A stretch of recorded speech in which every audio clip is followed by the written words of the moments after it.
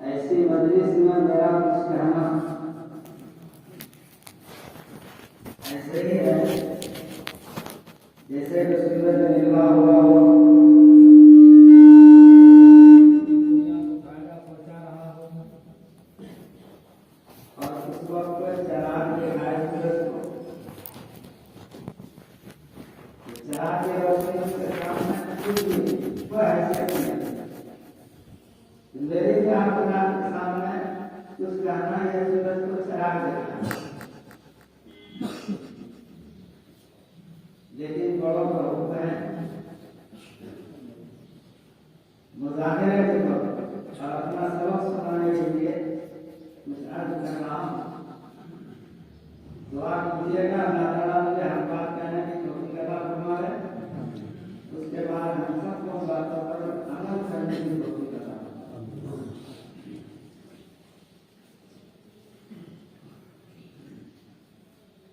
इसी जमाने में एक वाक़या बना और बुजुर्गों से सुना भी और हमारे घर बदली एक किताब छप करके आ गई है, उसके अंदर वाक़या है। हिंदुस्तान के अंदर एक बहुत बड़ा बादशाह महमूद गजनवी गुजरा है, बड़ा मुकद्दर आदमी था और मुल्ज़िम किस्म का आदमी था। उनके हालात में लिखा है रातों को शाही लिबास निकाल कर और अवामी लिबास पहनकर गरीब पुरुषों में चक्कर लगाया करते थे, लोगों का हालात का जायजा लेते लोग क्या करते हैं, किस काम में मशहूर है।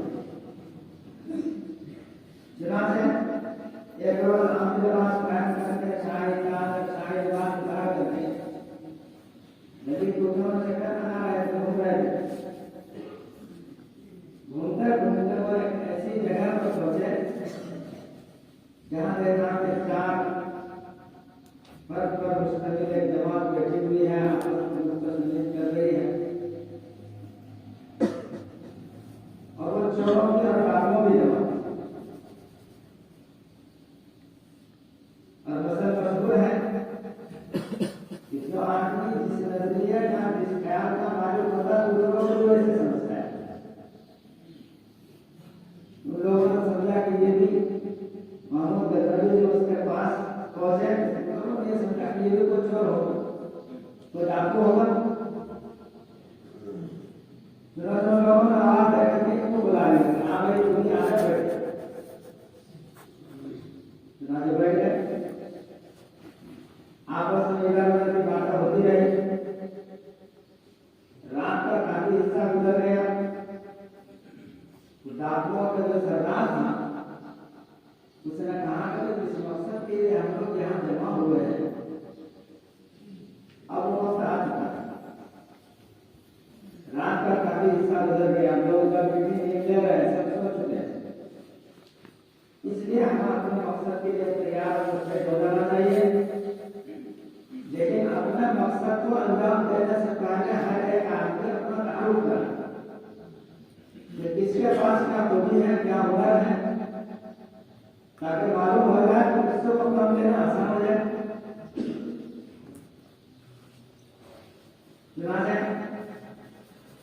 डाकुओं को जो सरदार था उसने एक बात पूछा कि तू बता दे पहले क्या खूबी है, तो क्या हुनर रखता है। से बोला तो मैं इतना ताकतवर आदमी हूँ, मेरे बाजू का इतनी मजबूत, मेरा बाजू और ताकत मेरे अंदर है। अगर कोई इमारत मोटी दीवार हो, लंबी चौड़ी इमारत हो, उसके अंदर मतलब डालना हो, सुराख करना हो, तो मैं इस काम को बखूबी अंजाम दे सकता हूँ। सरकार ने देखा कि है मेरे लिए चीज उसको तारीफ ठीक है बेटे, बहुत अच्छी। दूसरा पूछा क्यों बना क्या बोला? दूसरा बोला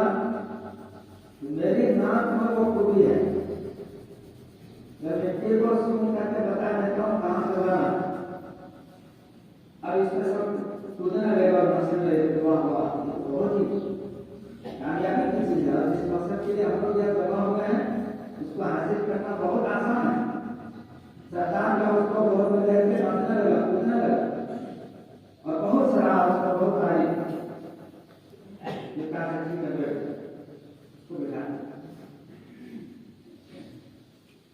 तीसरे से पूछा कि वो बता भाई तेरे अंदर क्या खूबी है?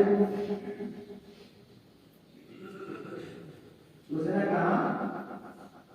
वो पहले समझ गया, हो सकता हो ये मेरी बात को पसंद न करे, इसलिए कहे अंदाज में कहा तो भाई मेरे काम में ये खूबी है, अगर मैं कुत्ते की आवाज सुन लेता हूँ तो मैं पता लगा लेता हूँ, मुझे मालूम हो जाता है कि क्या क्या है। तो चूंकि ये और चीज थी जो उनके लायक नहीं, तो तब अल्लाह उसको सारी थी शाबाशी थी और उसको बैठा।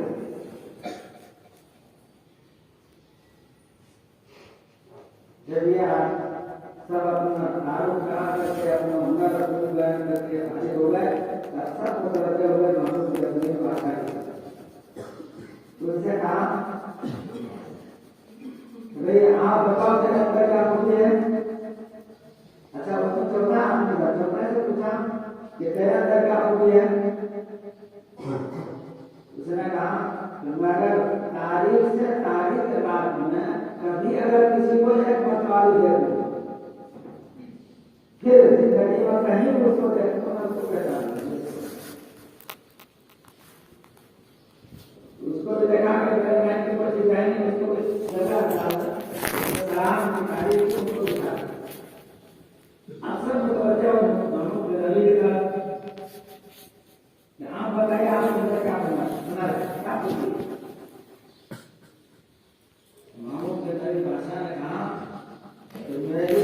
दाढ़ी के अंदर वो खूबी है, वो हुनर है मेरे पास। अगर किसी फर्द के लिए या किसी जमात के लिए फांसी का हुक्म दे दिया गया, अगर अपनी दाढ़ी को हिला तो सबको रिहाई, सबकी रिहाई। इस पर जो चार आदमी पूछने लगे, मरने लगे, उनको बोलने लगे तबाही और बर्बादी तक पहुंचाने के लिए होना तो मुझे हमारे अंदर, लेकिन उस तबाही और बर्बादी से बचाने के लिए हम चारों में से किसी के पास वो है आपके पास, इसलिए आप हमारे पास रहे और आपको बता दो ताकि अगर कहीं हम फंस जाए तबाही और बर्बादी से जाने को हो जाए उस वक्त हम आपको याद करें, आप बताइए तो हमारा काम हो जाए। आप बहुत अच्छा है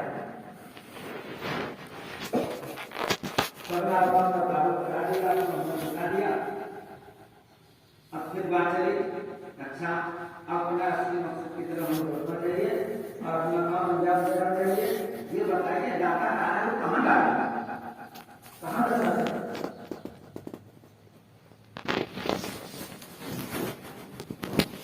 तो किसी ने कहा कि बादशाह के खजाने में डाला, हिमाचल किसी पर सब मुख्तलिफ हो गए। दुनिया चल रही है, आप लोगों को कहना चाहिए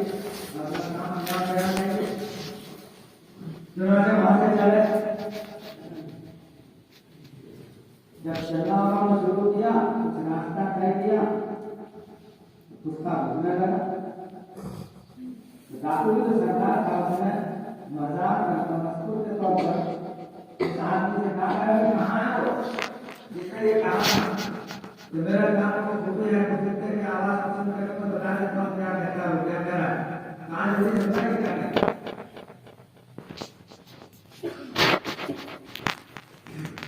वो तो पहले ही पैसा चुका मेरी इस छोटे जीवन जो है दबे अल्फाज में जो है और दबे अंदाज में चला है। तो अगर देखो मानो ये कुत्ता ये कहना भाषा हमारे साथ है, इसका और है बोलो भाषा चाहे तो स्वभाव किसी ने क्या होगा और यहाँ नामों के साथ क्या करेगा और देखो बात हो रही है जो मैं कह रहा हूँ मानो ये मन आपको ये तरह की बात है बात होने का सही है हमें करते रहे। जब भाषा महल के पास पहुंचे तब सरकार ने कहा मैं कहाँ को आदमी इसने कहा है मेरे नाम को सुनी है कि बेटे को सुन करके बता देता हूँ कहाँ बताना है जल्दी से बता।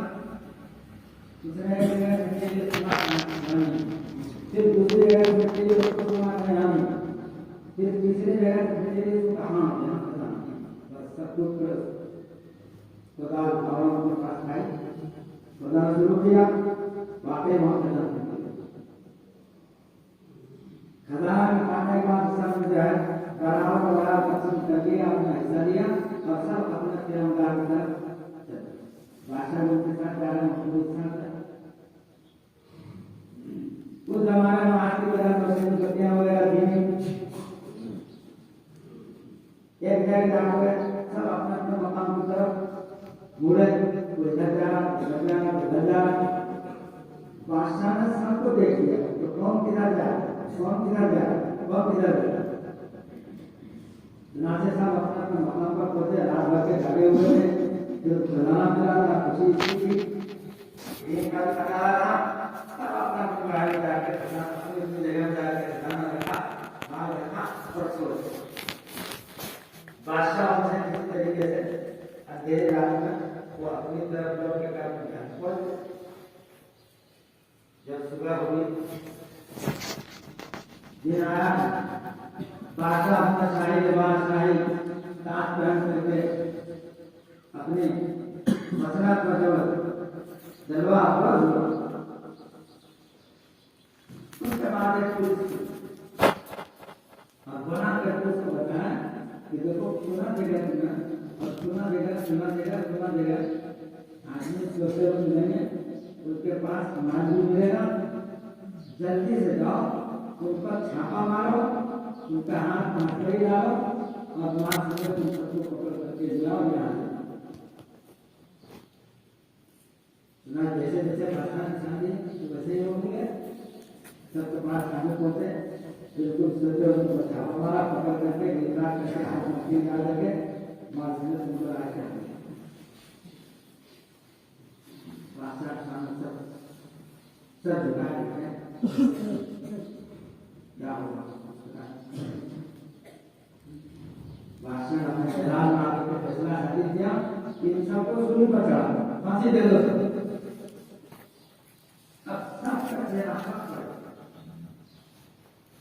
बिल्कुल जरा कीड़ा पड़ गया, ऐसा लग रहा था कि अपने को सुनाई नहीं। लेकिन वो साथी जिसने कहा था कितनी है अंधेरी से अंधेरी रात, तारीख से तारीख रात, अगर मैं एक मरतबा किसी को देख लूंगा जिंदगी में और मरना फिर कहीं कहीं भी देखूंगा मैं पहचान। वो बार बार सर उठाता है और बादशाह की तरफ देखता है और फिर वो सोचता है कि ये भैया फिर अपने साथियों को देखता है उनकी जान निकलने बिल्कुल करीब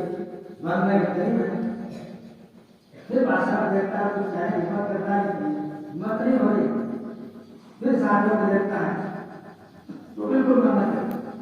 सरकार अगर इस तरीके से बादशाह और अपने साथियों को देखता होगा तो फिर जान निकल जाएगा, इसलिए उसने हिम्मत की और हिम्मत करके कहा बादशाह सलामत मैंने आपको पहचान लिया, इसलिए आप देर मत कीजिए, जितना जल्दी अपनी गाड़ी तैयारिए और जल्दी से ऐसे जाए।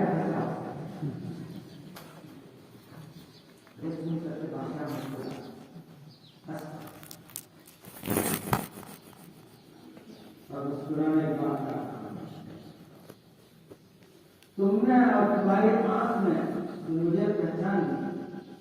मैं इसकी कदर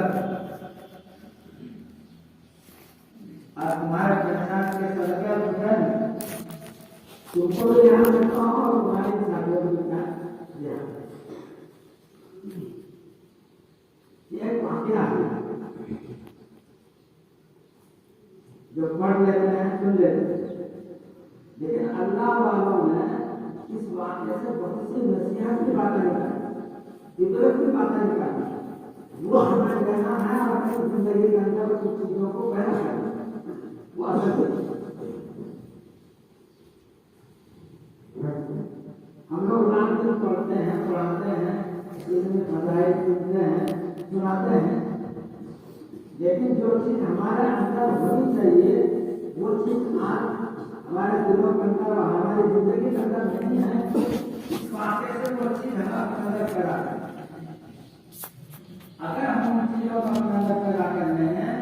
हम आज जो आंख से गुनाह करते हैं वो नदी के अंदर मुद्रा हो जाए, और आंख से गुनाह करते जिन चीजों का अल्लाह रसूल ने संदेश बना दिया उन चीजों को हम गिरा गिरा सुनते हैं, और जुबान से गुनाह करते हैं जहाँ जुबान बनाने के लिए शरीर में इलाज नहीं दी, और जहाँ हाथ और पैर गुनाह करते हैं घर से जाहिर आशा हो या बाशरी आशा, उन आशा से हम गुनाह करते हैं, उसकी असर बदल गया है कि अल्लाह की इक़रार होनी चाहिए हर वक्त जहन में, ये जहन पर तसल्लुल हो अल्लाह मुझे देख रहा है। अगर ये इस्तेदार की सिफत हमारी जिंदगी के अंदर आ जाए और हमारे जनाब पर इस्तेदार की सिफत पर तसल्लुल हो जाए, तो कभी हमारी जुबान गलत नहीं कर सकती, कभी हमारी आंख जो है जुबान की तरफ नहीं जा सकती, काम गुनाह नहीं कर सकता, हाथ और पैर गलत नहीं कर सकते, लेकिन ये इस्तेदार की सिफत नहीं है, इसलिए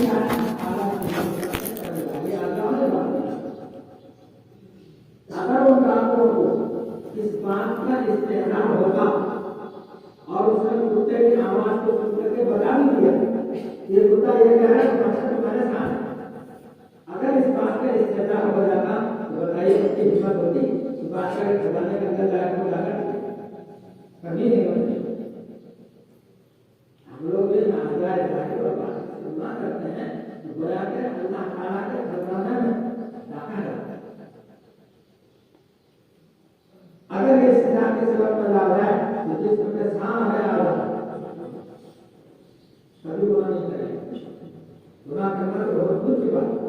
जिसके दिमाग के अंदर ऐसा इरादा और चालू कर जाए, इसलिए अल्लाह वालों ने इससे ये बात निकाली है। हम अपनी जिंदगी के अंदर 60 साल 70 साल खास तौर पर पढ़ने पढ़ाने की जिंदगी के अंदर इस बात को इस सिफत को अपने अंदर पैदा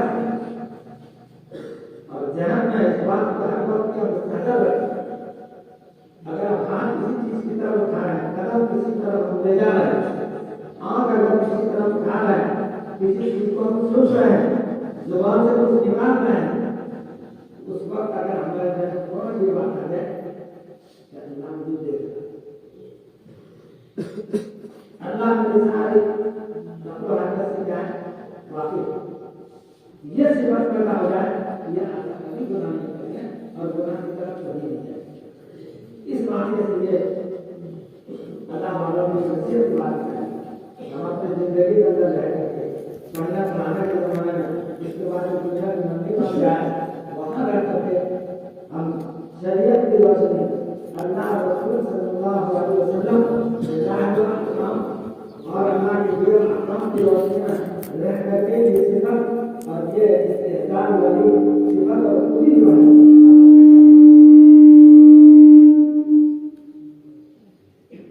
दूसरी बात इस वाक़या से जिस तरीके से नबी ने बादशाह को पहचान दिया। उसके पहचानने के नतीजे में उन्होंने उनकी कदर की और कदर करने के नतीजे में खुद उनको भी रिहाई मिली और उनके साथ साथ उनके सर्कल उनके कौन साथी भी रिहाई मिली। बुजुर्गों इस वाक्य से ये बात निकाली है कि हम भी जिंदगी के अंदर रहते हैं अल्लाह रसूल सल्लल्लाहु अलैहि वसल्लम के अहकामात पर चल करके सुन्नत को पर चल करके सुन्नत के मुताबिक अपनी जिंदगी गुजार करके अल्लाह की मार्फत हासिल कर। अगर हमने 60 साल 70 साल जिंदगी के अंदर रह करके अल्लाह की मार्फत हासिल कर ली और कल क़यामत के दिन जब अल्लाह के यहाँ हाजिरी करेंगे तो पता नहीं कितने आदमियों के लिए हम अल्लाह ताला की जरिया बने और उनको जहन्नम से रिहा करके जन्नत में जमा करते हैं। तो कोशिश क्या होनी चाहिए कि हमारी 24 घंटे की जिंदगी को नबी अलैहिस्सलाम के सलाम बिल्कुल सुन्नत के मुताबिक और इस पर चल करके हम अपना अल्लाह ताला की मार्फत हासिल करें।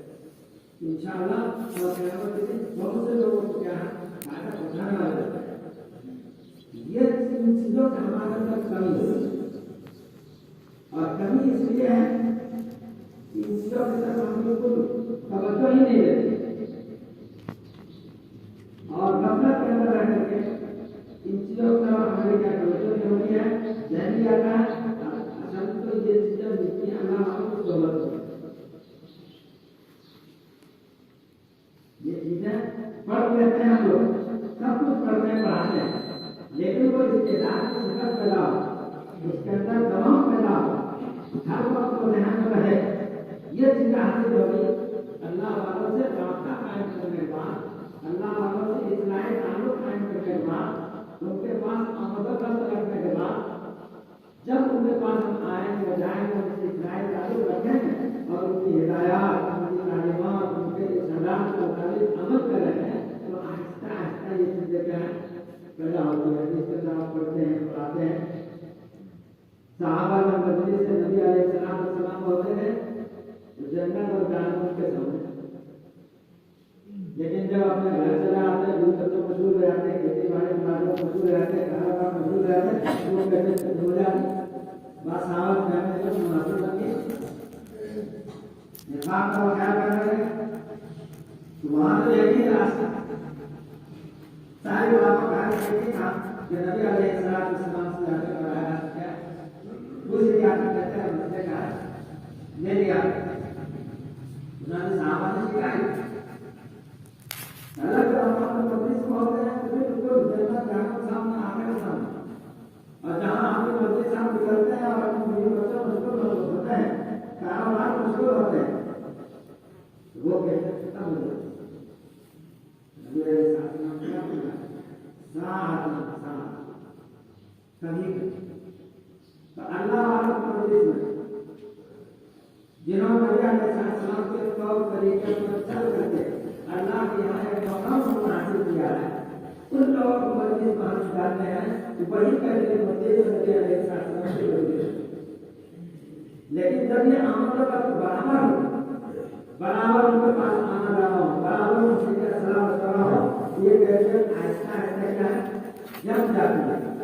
और गुरु क्या है वो कहते हैं मुकम्मल तौर पर हासिल हो जाती है। फिर उसके ध्यान में हर वक्त यही रहता है करना मुझे हर पास क्या देख रहा है मेरे अल्लाह क्या है खूब हासिल बहरहाल ये सब बातें बहुत काम है मैं सिर्फ यही आप लोगों से दरखास्त करूँगा अल्लाह ताला ने आप लोगों को पढ़ाने को बता दिया है और उन्होंने अपने दीन को सीखने के लिए सिखाने के लिए कबूल करवाया है। इसी जमाने के अंदर इस बात को समझते हुए और पढ़ने के जमाने के अंदर ही अल्लाह वाले जिससे समानता हो जिससे आदत हो जिससे मोहब्बत हो उनसे अपना इस्लाही रख पाएंगे इस्लाही ताल्लुक आएगा बल्कि मैंने ये कहा करता हूँ कि दीन के किसी भी शोबे अगर कोई काम कर रहा है और वो ये चाहता है कि मेरे काम में तरक्की हो बरकत हो तो अल्लाह वाले से ताल्लुक कायम करके इस लाइन से क्या काम करें हम पढ़ाई को उसके पढ़ना बनाना में क्या इंकलाब करा और उसके दिन काम करने में क्या इंकलाब करा क्यों जब इस्लाम से आप ताल्लुक कायम करके उनके रिसालात को चलाएं तो दिल की जो तारीकी और जुल्मत गुनाहों के मकसद की वजह से छा गई वो चीजें आस्ते आस्ते चली जाती है अल्लाह ताला की रूहानियत और रूहानियत उसके अंदर आती चली जाती है और जिस कदर क्या है उसके अंदर दूर होगा रूहानियत होगी उसी कदर उनके काम के अंदर करने में मजा आता है और उसके काम में खैर बरकत भी होती है और उसी इल्म के अंदर क्या नफा होता है और उसके जरिए से दूसरों को क्या नफा होता है इसलिए मैं अल्लाह से दरखास्त करूंगा खास तौर से तलबा से अल्लाह ने बहुत अच्छा मौका दिया है और यहाँ आपके यहाँ अल्लाह का भी मौजूद है इसलिए इस काम में दाखिल कर जितना जल्दी हो उनसे रास्ता कायम करें इस्लाम ताल्लुक कायम करें और उसके सरपरस्ती में रह करके ये काम भी करते चला और अपने जिनको बचेरे के जरिए मजबूत रहें मजबूत रहें और तालीम और कानून के अंदर उसूल और हिकमत रहें तो इंशाअल्लाह हमारे दिल के अंदर रहना जितना नफे मिले खुद भी फायदा उठाएं दूसरों को उससे फायदा पहुंचाएं इसलिए आप अल्लाह से दरखास्त है कि जितना जल्दी हो